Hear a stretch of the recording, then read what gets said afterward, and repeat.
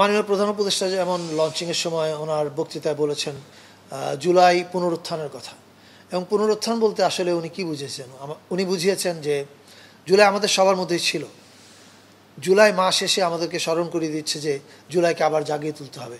জাগিয়ে তোলার অর্থ হচ্ছে জুলাই ঐক্য। আমরা যেরকম 2024-এ এক হয়েছিলাম, আবার এক হওয়া, এবং সেই ঐক্যের জন্য একটা দিন ঘোষণা করেছে। আপনারা জানেন যে অগাস্টের 5 তারিখ মানে জুলাই 36, সেটা হচ্ছে আমাদের জুলাই গণ অভ্যুত্থান দিবস, এবং ওই দিবসে সবচেয়ে বড় অনুষ্ঠানটা হবে। এছাড়া আরেকটা বিশেষ দিবস ঘোষণা করা হয়েছে, আপনারা জানেন 16ই জুলাই, জুলাই শহীদ দিবস, যেদিন থেকে শহীদ হওয়া শুরু হলো আবু সাইদ, ওয়াসিম, শান্ত, ওমর ফারুক এবং এরা প্রত্যেকেই। এই 2 দিনের বাইরেও জুলাইয়ের 14 থেকে আমাদের মেজর ইভেন্ট কিক অফ করছে। জুলাই 14 হচ্ছে জুলাই উমেন্স ডে। এটা শুরু হচ্ছে ঢাকা ইউনিভার্সিটিতে, কিন্তু আমরা public university, private university, school, college, মাদ্রাসা সব জায়গাতে আমরা অনুষ্ঠানের আয়োজন করছি আমাদের উদ্যোগে।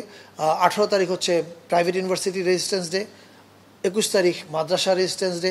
এছাড়া আমাদের যে রেমিটেন্স যোদ্ধা আছেন যারা প্রবাসী, তারা, দিনমজুর, রিক্সাওয়ালা, ডাক্তার, নার্স, শিক্ষক প্রত্যেকেই আমাদের এই পুরো কর্মসূচির মধ্যে অন্তর্ভুক্ত। আপনারা ক্যালেন্ডারটা হয়তো আজকে বিকালের মধ্যেই মাননীয় প্রধান উপদেষ্টার প্রেস উইং থেকে লঞ্চ করা হবে, তখন আপনারা পেয়ে যাবেন।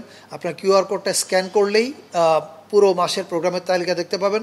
আমরা সবাইকে আহ্বান জানাই, আপনারা যেমন প্রধান উপদেষ্টা মহোদয় আহ্বান জানিয়েছেন এই অনুষ্ঠানগুলোতে যোগ দেওয়ার জন্য, কিন্তু পাশাপাশি আর যত অনুষ্ঠান হচ্ছে সরকারের উদ্যোগের বাইরেও সকল রাজনৈতিক দল, স্টেক হোল্ডার্স, স্কুল, কলেজ সবার আয়োজনে সবাই সকলের অনুষ্ঠানে অংশগ্রহণ করুন।